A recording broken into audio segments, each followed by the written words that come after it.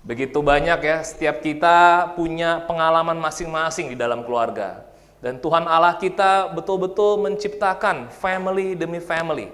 Ya, saya akan share dari buku Efesus pasal 3 ayat 1 sampai 6. Ya, ini dikatakan demikian.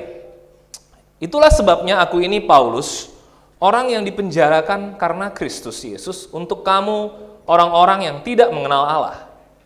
Memang kamu telah mendengar tentang tugas penyelenggaraan kasih karunia Allah yang dipercayakan kepadaku oleh karena kamu. Rasul Paulus tulis surat Efesus ini dari penjara.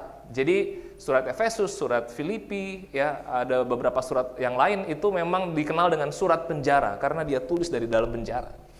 Kalau orang sampai bisa tulis bahkan di dalam keadaan yang dari dalam penjara, berarti ini adalah poin yang sangat penting yang Paulus ingin bagikan supaya jemaat dikuatkan. Nah, tapi pertanyaannya adalah apa yang membuat Rasul Paulus dipenjara saat itu? Nah, kita lihat ada kejadiannya, ada adegannya yang membuat itu Rasul Paulus dipenjara. Ya, dari Kisah Para Rasul 21, 18 sampai 21. Pada keesokan harinya pergilah Paulus bersama-sama dengan kami mengunjungi Yakobus. Semua penatua telah hadir di situ. Paulus memberi salam kepada mereka lalu menceritakan dengan terperinci apa yang dilakukan Allah di antara bangsa-bangsa lain oleh pelayanannya. Mendengar itu mereka memuliakan Allah. Lalu mereka berkata kepada Paulus, "Saudara, lihatlah, beribu-ribu orang Yahudi telah menjadi percaya dan mereka semua rajin memelihara hukum Taurat. Tetapi mereka mendengar tentang engkau bahwa engkau mengajar semua orang Yahudi yang tinggal di antara bangsa-bangsa lain untuk melepaskan hukum Musa. Sebab engkau mengatakan supaya mereka jangan menyunatkan anak-anaknya dan jangan hidup menurut adat istiadat kita."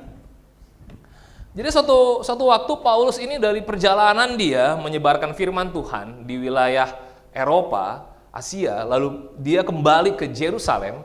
Waktu di Yerusalem dia ketemu sama Yakobus, ya sama penatua-penatua lain di dalam jemaat di Yerusalem. Ini semua murid-murid Yesus.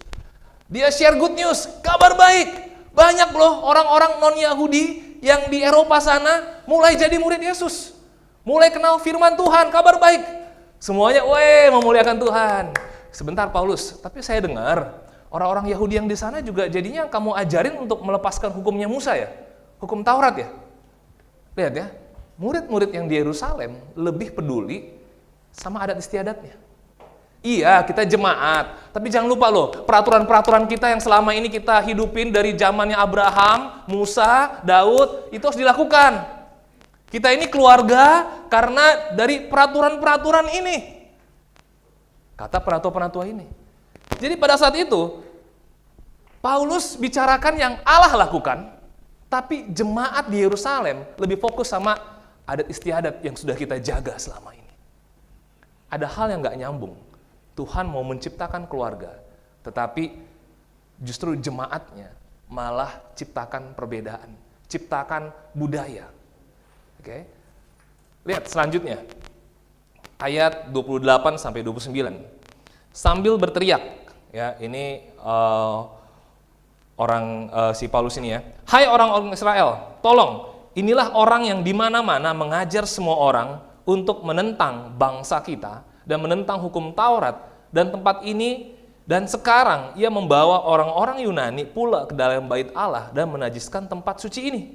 Sebab mereka telah melihat Trofimus dari Efesus sebelumnya bersama-sama dengan Paulus di kota, dan mereka menyangka bahwa Paulus telah membawa dia ke dalam bait Allah. Maka gemparlah seluruh kota dan rakyat datang berkerumun lalu menangkap Paulus dan menyeretnya keluar dari bait Allah, dan seketika itu juga semua pintu gerbang bait Allah itu ditutup." Inilah Paulus dipenjara, ditangkap di Yerusalem.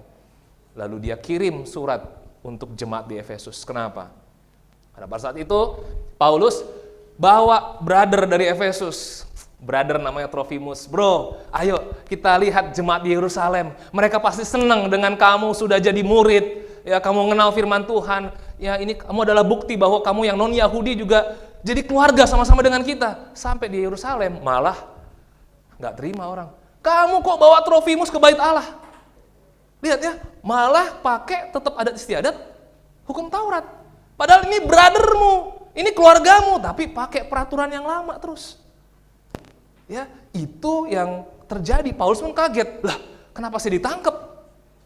Bukankah memang Yesus sudah memberitakan bahwa jadikanlah semua bangsa muridku, jadi satu keluarga. Tapi ini murid-murid yang di Yerusalem lebih semangat untuk apa?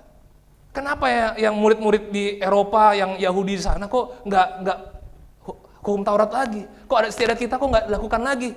Ini udah sesat nih Paulus nih, udah sesat nih. Ya, mulailah apa? Ditangkap, semua bait Allah ditutup. Trofimus, brother itu yang masuk ke bait Allah, najis ini. Luar biasa. Ya, makanya surat Efesus dikirim ke kota Efesus. Kenapa? Paulus mau semangatin bahwa apa? Hai jemaatku di Efesus, mungkin kamu bisa dengar ada kejadian-kejadian ini. Tapi kamu harus tahu, kita ini tetap satu. Ya, lihat, di Efesus pasal 3, ayat 3 sampai 5.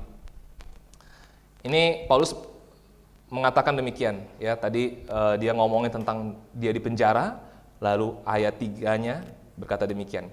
Yaitu bagaimana rahasianya dinyatakan kepadaku dengan wahyu, seperti yang telah kutulis di atas dengan singkat. Apabila kamu membacanya, kamu dapat mengetahui daripadanya pengertianku akan rahasia Kristus, yang pada zaman angkatan-angkatan dahulu tidak diberitakan kepada anak-anak manusia, tetapi yang sekarang dinyatakan di dalam roh kepada rasul-rasul dan nabi-nabinya yang kudus. Yaitu bahwa orang-orang bukan Yahudi, karena berita Injil, turut menjadi ahli-ahli waris dan anggota-anggota tubuh dan peserta dalam janji yang diberikan dalam Kristus Yesus. Dalam bahasa Inggrisnya di versi NIV, New International Version, itu ada kata mystery. Dalam bahasa Indonesia rahasia. Ya, saya highlight kata yaitu. Sebenarnya kalau di dalam bahasa Inggris rahasia itu. Ya, misteri itu. Apa misteri? Misteri itu adalah dulu nggak pernah terungkap, sekarang jadi terungkap. Dulu orang nggak tahu, sekarang jadi tahu. Tentang apa ini? Kenapa sampai 3 kali Paulus ngomong tentang misteri ini, rahasia ini, harus tahu bahwa apa? Tuhan dari dulu mau bangun satu keluarga. Ini tentang keluarga. Ya, yang buat Paulus sedih adalah Tuhan udah ciptakan keluarga, tetapi waktu brother Trofimus datang malah ditolak. Malah ada istiadat lagi, malah peraturan-peraturan lagi yang lebih penting dibandingkan family yang Tuhan mau bangun. Oke? Mari kita napak tilas terlebih dahulu ya dari keluarga pertama di dunia, Adam dan Hawa. Ya, saat dulu dunia diciptakan, lalu ada Adam, Hawa, Kain dan Habel. Ya, lihat apa yang terjadi di dalam keluarga ini. Karena apa? Tuhan ingin sekali roh yang dihembuskan ke Adam itu membuat Adam ini nyambung sama Tuhan. Sehingga apa? Di dalam keluarga itu yang membangun hubungan mereka adalah roh Tuhan. Bukan keinginan Adam, bukan keinginan Hawa. Tapi apa yang terjadi? Adam dan Hawa pun jadinya apa? Saling menyalahkan. Begitu ada kesalahan, itu si Hawa yang kasih. Ya, istrinya bilang, enggak, itu tuh ular itu yang kasih. Enggak ada yang berani tanggung jawab. Karena bukan tentang kasih lagi. Bukan tentang keluarga lagi, tapi tentang siapa benar, siapa salah. Yang salah, kalau bisa dipersalahkan. Yang benar, baru ditinggikan. Apakah itu keluarga? No. Kain dan Habel mulai muncul. Oh, si Habel diterima persembahannya, berarti dia lebih benar dari saya. Lihat ya, di dalam family, karena orang tuanya demikian, anaknya bisa melihat, oh kayak begitu ternyata ya. Jadi muncul ada rasa benci, ada rasa nggak diterima. Jadi pengen supaya lebih diterima seperti gimana caranya. Sehingga apa? Muncul kebencian, muncul pembunuhan. Keluarga pertama di dunia, udah terjadi pembunuhan, udah terjadi kebencian. Apakah itu rancangan Tuhan terhadap keluarga? Enggak. Ya, karena manusia nggak ngerti tentang Tuhan. Yang mereka hanya lihat adalah keinginannya. Dalam family, saya dari kecil, untuk keinginan mengasihi, itu mungkin poinnya kecil sekali, tapi keinginan harus sukses kamu Moses, kuliah tinggi, jangan repotin keluarga, itu lebih tinggi dibandingin tentang bersatunya, tentang kasih Tuhan yang mau terjadi dalam keluarga. Sehingga apa? Saya diterima bapak saya kalau saya bisa begini, saya bisa begitu. Saya dapetin kasih kalau saya bisa begini, saya bisa begitu. Akhirnya apa? Ngelihat dunia luar, SMP, SMA, saya harus bersaing. Saya harus lebih bisa hebat dari sana, lebih hebat dari sini. Supaya apa? Supaya dalam dunia ini saya survive. Begitukah Tuhan ciptakan dunia? Enggak. Keluarga pertama gagal. Ya. Lihat apa yang Tuhan lakukan. Tuhan mendirikan bangsanya melalui iman Abraham. Tuhan lihat ke seluruh dunia, siapa yang punya imam? Oh, Abraham. Coba kita panggil dia, mau nggak dia? Ya, kita lihat Kejadian 12, 1-3. Berfirmanlah Tuhan kepada Abram, pergilah dari negerimu dan dari sanak saudaramu dan dari rumah bapamu ini ke negeri yang akan kutunjukkan kepadamu. Disuruh pergi dari keluarganya. Kenapa? Saya mau buat keluarga baru dari kamu, Abraham. Kenapa? Karena keluargamu, value-nya nggak value saya. Terah, ada berhalanya. Abraham disuruh pergi dari keluarga, sini, saya mau bikin keluarga yang baru. Tapi sekarang, prinsipnya Tuhan yang mau dimasukin. Lihat ya, aku akan membuat engkau menjadi bangsa yang besar, dan memberkati engkau, serta membuat namamu masyhur. Dan engkau akan menjadi berkat. Aku akan memberkati orang-orang yang memberkati engkau, dan mengutuk orang-orang yang mengutuk engkau, dan olehmu semua kaum di muka bumi akan mendapat berkat. Lewat keluarga baru saya ini, orang-orang lain akan merasakan berkat Tuhan. Lihat ya, tapi apa? Sekarang keluarga baru ini harus lewat iman. Bukan lewat keinginan, seperti si Adam, Hawa. Pengen dong punya, kayaknya buahnya enak, bagus ya. Kalau keluarga kita kapan ya bisa enak, bisa nyaman ya? Bukan. Tapi ini keluarga yang didrive oleh iman. Kalau Tuhan mau pergi kemana aja, pergi. Kenapa? Didrive oleh iman, bukan didrive oleh keinginan dan kenyamanan. Ya. Lalu apa? Abraham, Ishak, Yakub. Ya. Lalu apa? Sampai Yakubnya pun harus pergi ke Mesir. Kenapa? Itu. Ayo, di Mesir ada bangsaku, nanti saya mau bangsaku ada di sana, keluargaku ada di sana. Ya, dari sana saya akan mau tunjukin bagaimana Tuhan membebaskan Mesir juga. Ya. Sampai akhirnya apa? Untuk bangsanya, untuk keluarga Tuhan, dia mau kasih hukum dan perjanjian untuk menguduskan bangsanya. Keluaran 19 ayat 5-6. Jadi sekarang, jika kamu sungguh-sungguh mendengarkan firman-Ku dan berpegang pada perjanjian-Ku, maka kamu akan menjadi harta kesayangan-Ku sendiri dari antara segala bangsa. Harta yang paling berharga adalah keluarga. Ya, Tuhan mau jadikan, kenapa? Lewat hukumnya, lewat perjanjiannya, ini jadi harta kesayanganku. Ini jadi my family, Israel. Sebab akulah yang empunya seluruh bumi, kamu akan menjadi bagiku kerajaan imam dan bangsa yang kudus. Inilah semuanya firman yang harus kau katakan kepada orang Israel. Kenapa? Karena Tuhan rindu dari hukum dan perjanjian nanti bangsa-bangsa yang sebelahnya yang gak tahu adab itu. Seperti bangsa Amalek, bangsa Yebus, bangsa Kanaan, lain-lain semuanya itu bisa lihat terang. Bisa lihat iman bangsa Israel, bisa lihat gaya hidup bangsa Israel. Karena ini supaya mereka tahu inilah keluarganya Tuhan. Ya. Bangsa Israel diajarin supaya apa? Ayo, love God. Itu yang terutama. Ya, jangan kayak Adam, maunya keinginan. Love God. Kalau udah love God, love others. Di keluarga, love God. Love others. Di keluarga B, love God. Love others. Itu yang benar-benar diulang-ulang supaya apa? Supaya satu bangsa ini dikenal sama bangsa-bangsa yang lain. Tuhannya luar biasa dan kasihnya luar biasa. Tapi apa yang terjadi? Israel jadi lebih kesukuan. Lihat, Benyamin lebih kita dong. Saul itu ya, Raja Saul itu dari mana? Dari Benyamin. Lihat suku ini, lihat Yehuda dong dijanjikan begini. Ya, bisa perang antar suku. Lalu apa? Israel jadi punya kebanggaan pribadi. Ini kan Allah kita. Ya, kita menang perang jadi bangga. Lalu apa? Jadi egois. Mereka jadi lama-lama yang penting berhala, yang penting kita kalau lihat bangsa lain lebih baik, oke, siapa tahu berhalanya ada yang lebih baik ya. Kita kemarin udah bahas buku 2 Tawarik, begitu banyak raja-raja, jadinya apa? Hancur. Israel, Yehuda hancur. Kenapa? Jadi makin egois. Terus sombong, arogan. Itu yang terjadi di Israel. Makanya apa? Saya buang aja dulu harta kesayangan saya, tapi nanti saya mau panggil lagi mereka. Tapi yang sekali panggil lagi, ini sekarang lewat Kristus. Efesus 1 ayat 22 sampai 23. Dan segala sesuatu telah diletakkannya di bawah kaki Kristus, dan dia telah diberikannya kepada jemaat sebagai kepala dari segala yang ada. Jemaat yang adalah tubuhnya, yaitu kepenuhan dia yang memenuhi semua dan segala sesuatu. Melalui jemaat, sekarang inilah bangsanya Tuhan, melalui gerejanya. Kenapa? Karena yang dulu gagal juga.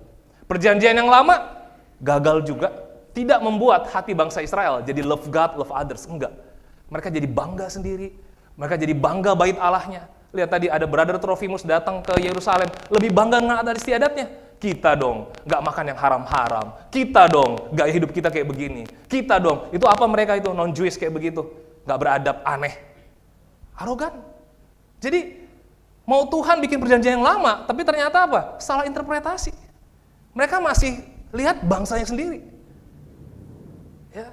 Nah, disinilah Kristus datang supaya apa? Semua hal-hal arogansi itu, kesukuan itu, keegoisan itu ditaklukkan di bawah Kristus. Kenapa? Sekarang saya mau bikin lagi keluarga yang baru, tapi sekarang di bawah Kristus semuanya. Supaya apa? Dari keluarga ini, setiap orang makin dipenuhi Kristus, makin dipenuhi Kristus. Hatinya jadi baru, pikirannya jadi baru, hatinya baru, pikirannya baru. Bukan lagi tentang sukunya, bukan lagi tentang bangsanya, bukan tentang Jewish, non-Jewish, tapi ini semua tentang Kristus. Keluarga Adam dan Hawa gagal. Bangsa Israel dengan hukum dan perjanjian Tuhan gagal. Perjanjian yang baru, Tuhan tetap. Rahasia apa itu? Keluarga. Tuhan mau bangun keluarga lewat Kristus, lewat jemaat. Jadi saya mau kita bangga dulu sama keluarga yang Tuhan bangun. Ya. Mari kita lihat kiri kanan kita, keluarga kita yang di dalam Kristus. Tepuk tangan buat satu sama lain. Ya. Mungkin ada yang baru sadar, ternyata kita keluarga ya. Nah, nggak apa-apa. Ya, ini baru permulaan. Oke, dalam bulan ini. Kalau ada yang belum kenal, kita saling kenal, ya. Seluruh bangsa melalui jemaat di dalam Kristus jadi family. Oke, kita harus ada kebanggaan.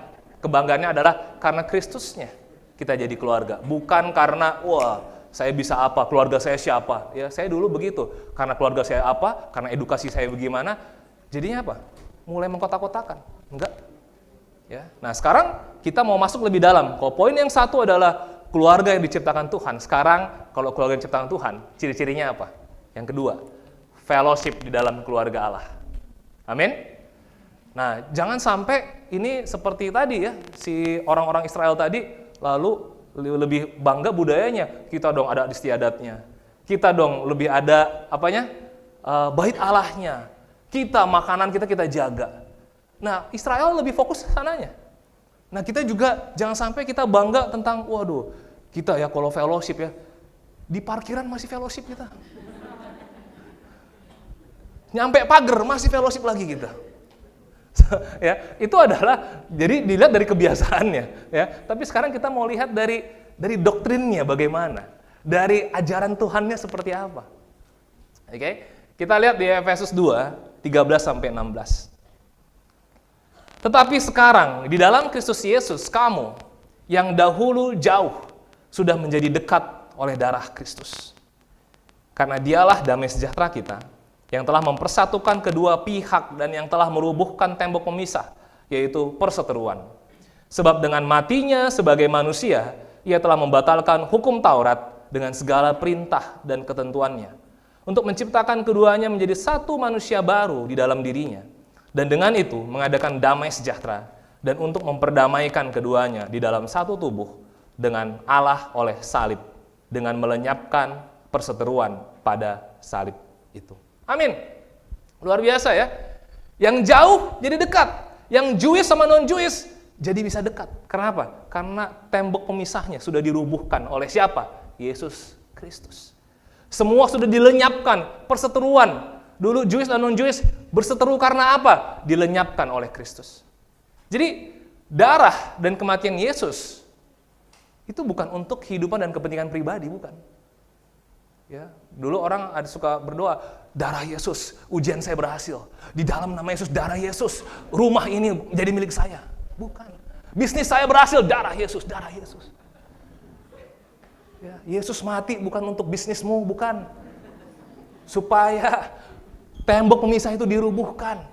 Supaya gara-gara kebencian, gara-gara arogansi, dosa itu berkuasa, jadi meremehkan Hawa, Kain meremehkan Habel, itu dilenyapkan.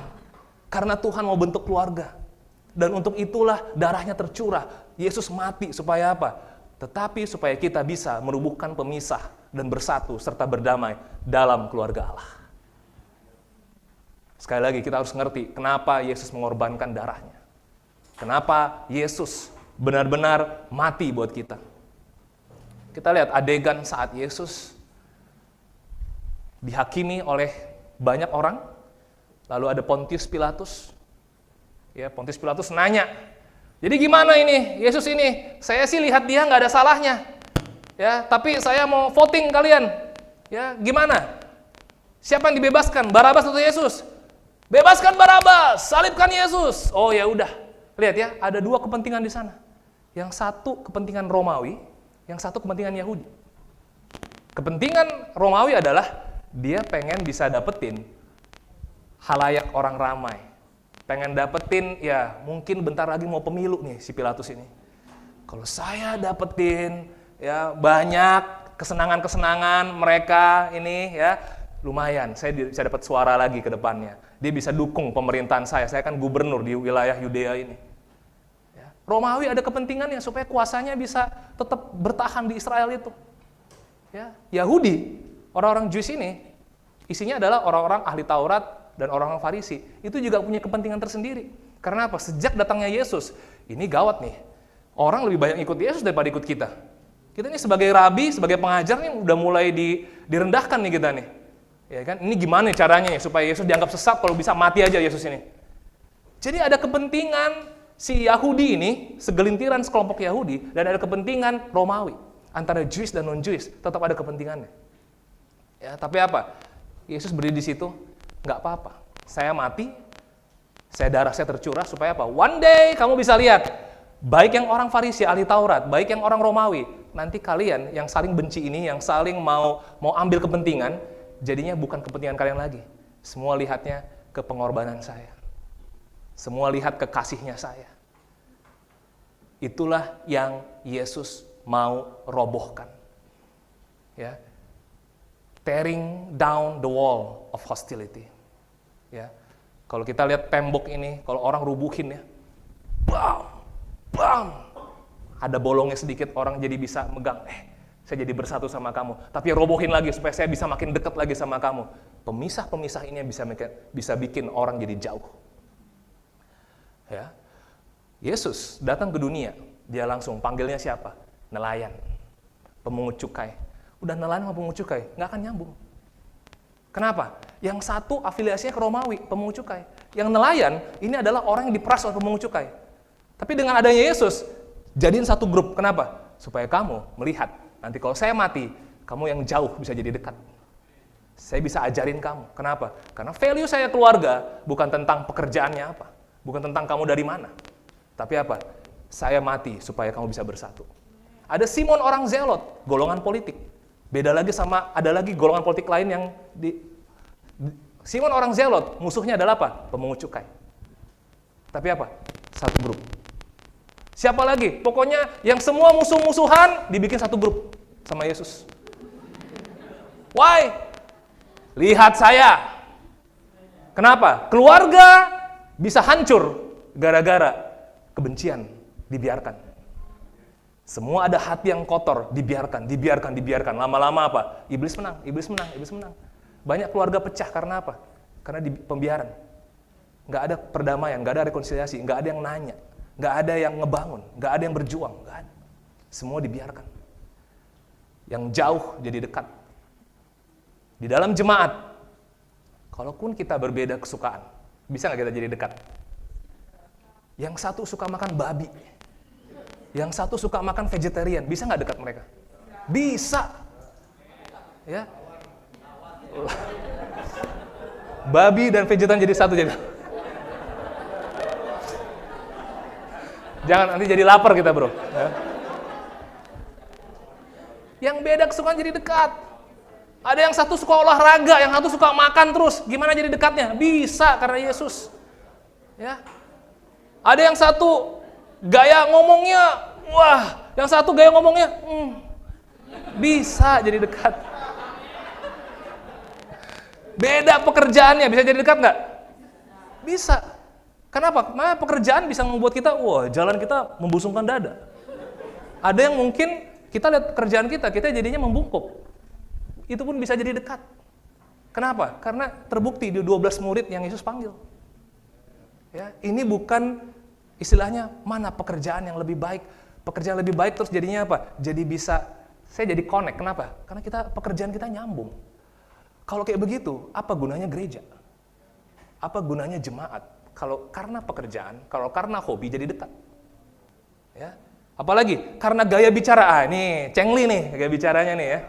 Ini kalau gue ngomong nih, tektokannya asik, ya. Jadi kita nyambung. Ya. Kalau gue bicara, dia bisa dengerin. Yang ini kalau gue bicara, ditegur gue, nggak nyambung saya. Jadi apa? Kita nggak bisa dekat, kenapa? Ditegur terus saya.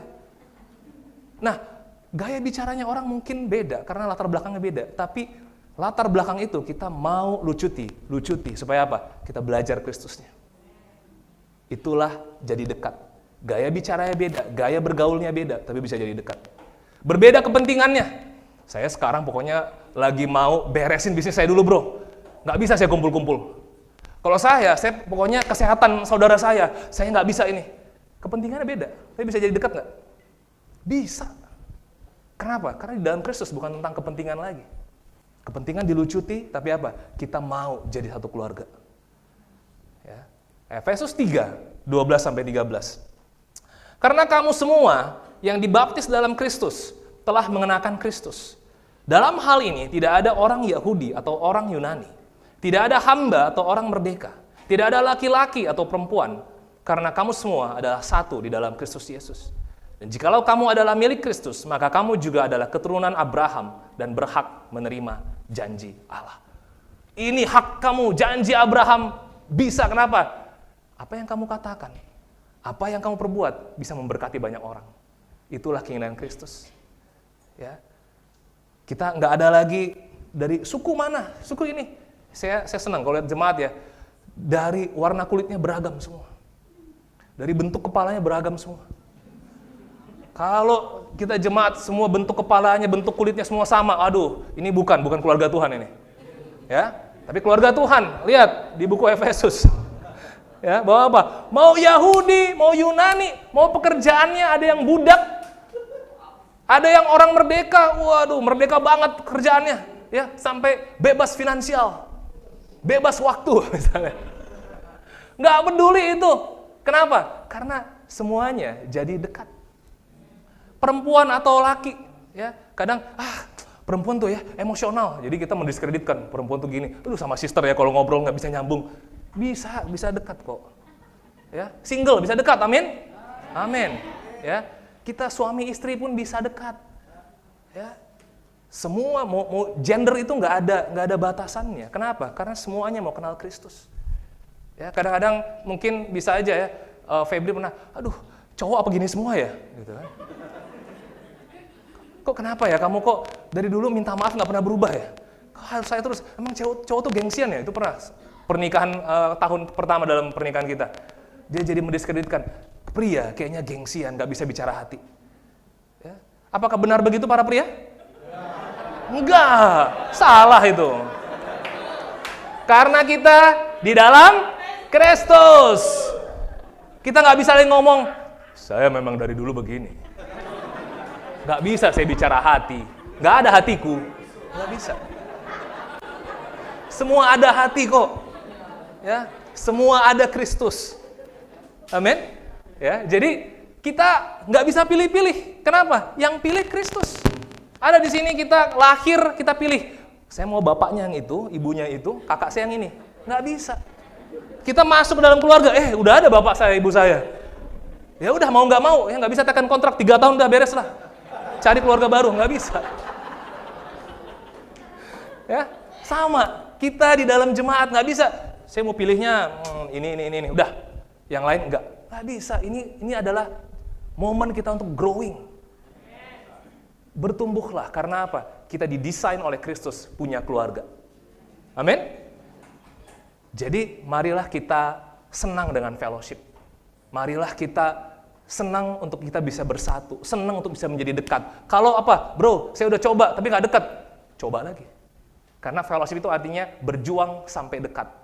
Bukan karena supaya cocok-cocokan, tapi karena saya membuktikan kasih Kristus itu benar. Dan Yesus mati dan darahnya benar-benar berkuasa buat saya. Amin? Poin saya yang ketiga. Iman dalam fellowship. Kenapa? Karena di dalam fellowship itu butuh yang namanya iman. Efesus pasal 3 ayat 12-13. Di dalam Dia kita beroleh keberanian dan jalan masuk kepada Allah dengan penuh kepercayaan oleh iman kita kepadanya. Sebab itu aku minta kepadamu supaya kamu jangan tawar hati melihat kesesakanku karena kamu. Karena kesesakanku itu adalah kemuliaanmu. Lihat, Paulus bilang supaya apa? Ayo, sekarang berani. Kenapa? Karena jalan masuknya sudah Tuhan buka. Temboknya sudah Tuhan rubuhkan. Kenapa masih nggak berani? Berani. Oleh apa? Penuh dengan kepercayaan, penuh dengan iman. Ya, kalau kita ngukur-ngukur, bisa dekatnya karena ngukur-ngukur. Kelihatannya orang ini kalau ngobrol pasti terima, gampang minta maaf, baru. Itu iman bukan kalau kayak gitu? Bukan. Berarti kita ngukur dulu, baru kita maju. Kalau iman nggak kayak begitu. Iman karena lihat Yesus sudah rubuhkan, karena lihat Yesus mati, Yesus mau dekat, saya pun didesain demikian. Dan saya percaya, saya ada takutnya, tapi apa? Saya mau berani deh. Karena Kristusnya. Ya. Sebab itu aku minta kepadamu supaya kamu jangan tawar hati melihat kesesakanku. Kenapa? Saya usahakan ini dari dalam penjara. Saya sesak loh. Saya, kata Paulus, saya gara-gara supaya si Trofimus bisa diterima sama keluarga di Yerusalem, jemaat di Yerusalem. Kalau saya di penjara untuk persatuan, nggak apa-apa. Biarin saya di penjara, biarin saya sesak. Kenapa? Karena saya dapat panggilan dari Kristus. Supaya apa? Supaya semuanya bersatu. Supaya semuanya bisa saling menerima. Kalau yang jemaat yang Yahudi masih belum bisa nerima, saya akan tekun terus, ajarin mereka. Supaya apa? Mereka bisa terima satu sama lain. Saya sesak. Tapi apa kata Paulus? Yesus malah dia udah mati. Supaya kita bisa bersatu. Jadi Paulusnya sesak di penjara, Yesusnya mati, darahnya tercucur. Supaya apa? Supaya kita bisa fellowship. Supaya kita bisa dekat. Jadi jangan sia-siakan kasih karunia Tuhan. Jangan sia-siakan kematian Kristus. Jangan sia-siakan kesesakannya Paulus. Karena hal demikian itu penting untuk kita sebagai jemaat keluarga. Ya, mau kita married, mau kita single, mau kita kampus, mau kita anak-anak bersatu. Keluarga semuanya. Nggak ada yang bisa beda-bedain. Belum nikah. Gimana? Nikahlah cepat. Ya. Kita support. Ya. Bantu dia carikan pasangan juga. Ngobrol dekat. Oke? Campus, gimana? Ujian kamu, kuliah kamu gimana? Ya, ayo sini belajar sama saya, ya kan? Fisika nggak bisa saya, nggak apa-apa. Yang penting apa? Mau dekat, ya. Apa yang bisa dibantu. Karena kita ini adalah keluarga. Ya. Tapi apa? Modalnya percaya, beriman, dan berani. Pasal berikutnya, Efesus 4 ayat 17-20. Sebab itu kukatakan dan kutegaskan ini kepadamu di dalam Tuhan. Jangan hidup lagi sama seperti orang-orang yang tidak mengenal Allah dengan pikirannya yang sia-sia dan pengertiannya yang gelap. Jauh dari hidup persekutuan dengan Allah, karena kebodohan yang ada di dalam mereka dan karena kedegilan hati mereka. Perasaan mereka telah tumpul, sehingga mereka menyerahkan diri kepada hawa nafsu dan mengerjakan dengan serakah segala macam kecemaran. Tetapi kamu bukan demikian. Kamu telah belajar mengenal Kristus. Amin. Lihat ya, sekarang firman Tuhan tadi tentang keluarga, lebih dalam tentang fellowship, sekarang makin penetrasi lagi lebih dalam. Pikiran kita gimana waktu fellowship? Hati kita gimana waktu fellowship? Kenapa? Karena saya pun ya, waktu saya mau dekat sama orang, sama brother sisters, itu biasanya juga waktu saya awal-awal belajar firman Tuhan, itu ngukurnya tuh banyak sekali. Ya, begitu ngobrol 2 kalimat 3 kalimat, ini orang susah nih. Bro, toilet dulu ya. Bisa banyak ininya. Tapi nggak apa-apa, karena kan kita memang ada kelemahan udah pasti ya. Naturalnya kita nggak mungkin bukan orang yang suka. Ya, beda lagi orang yang bicara terus ya, senang banget dia bicara. Ya, sampai lawan bicaranya pun udah bosen saya ini sebenarnya nih. Udah nggak tahu lagi hatinya kemana. Ya. Nah, tapi yang paling penting adalah pikiran kita ini, lalu hati kita ini, kita butuh untuk bisa ceritakan. Ya, pikiran hati ini sekarang adalah dimensi yang Tuhan pengen perbarui. Karena apa? Supaya kita bisa berfellowship.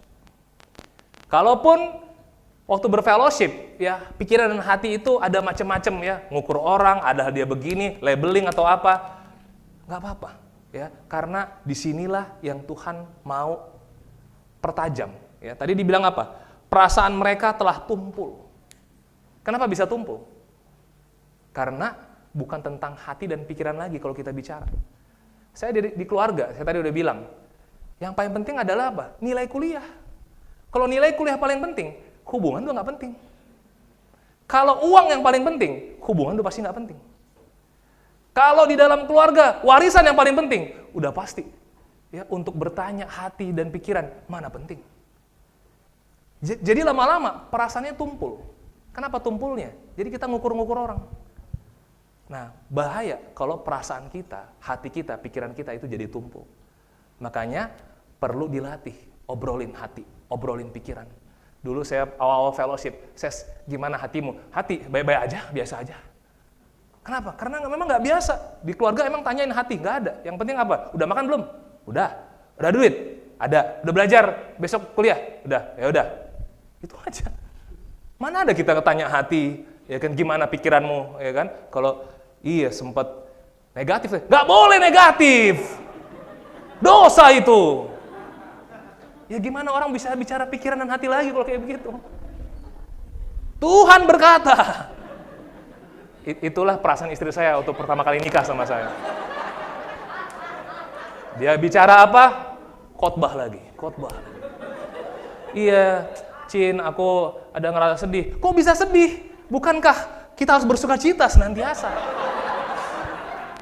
Masuk. Lama-lama dia ngobrol pembimbingnya, kok susah ya ngobrol sama Moses ya? Langsung Kak Erli, Moses! Ada apa? Udah tumpul. Ya, tapi tidaklah demikian dengan jemaat ya. Kita akan growing ke arah sana. Coba bayangin kita pria-pria, wanita-wanita ya. Wanita sih udah gampang ngobrol ya. Oh, itu ya. Kita yang pria ini sukanya jaga-jaga. Ayo main bola aja, main bola. Kita bicara lewat kaki kita. Ya. Tapi waktu kita bicara juga, gimana kita bisa bicara? Pikiran kita, hati kita dikuasai oleh rendah hati, dikuasai oleh tentang Tuhan. Ya. Makanya di sini, di Efesus 4 ayat 23 sampai 26, supaya kamu dibaharui di dalam roh dan pikiranmu, dan mengenakan manusia baru yang telah diciptakan menurut kehendak Allah di dalam kebenaran dan kekudusan yang sesungguhnya. Karena itu, buanglah dusta dan berkatalah benar seorang kepada yang lain, karena kita adalah sesama anggota. Bicara apa adanya, bicara real.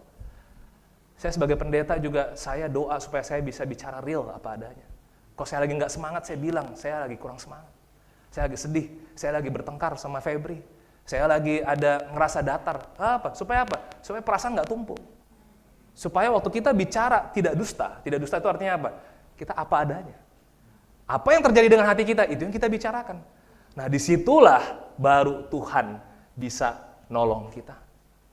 Kalau kita berkata dusta, gimana Tuhan bisa nolong kita? Dusta itu bukan artinya kita sengaja berbohong ya. Tapi dusta itu artinya memang kita nggak mau ngungkapin apa adanya. apa yang terjadi dalam hati kita.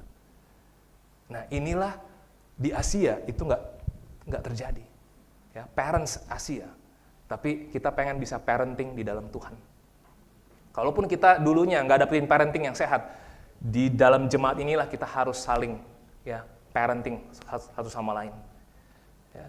Apabila kamu menjadi marah, janganlah kamu berbuat dosa. Jadi kita marah natural. Bisa kita marah, ada sesuatu hal yang gak sesuai ekspektasi, bisa marah. Brother, sisters, misalnya apa? Kok kayak begitu dia? Marah. Tapi apa? Jangan berbuat dosa. Artinya apa? Ayo, belajar supaya perasaan kita gak tumpul, bicarakan isi hati kita, bicara tentang Tuhan, supaya apa? Lama-lama, justru Tuhan yang makin berkuasa. Tuhan yang bentuk keluarga ini, Tuhan yang bentuk hatimu. One day, satu sama lain, ya, kita di dalam keluarga, fisik pun, kita bisa mimpin keluarga kita dengan baik.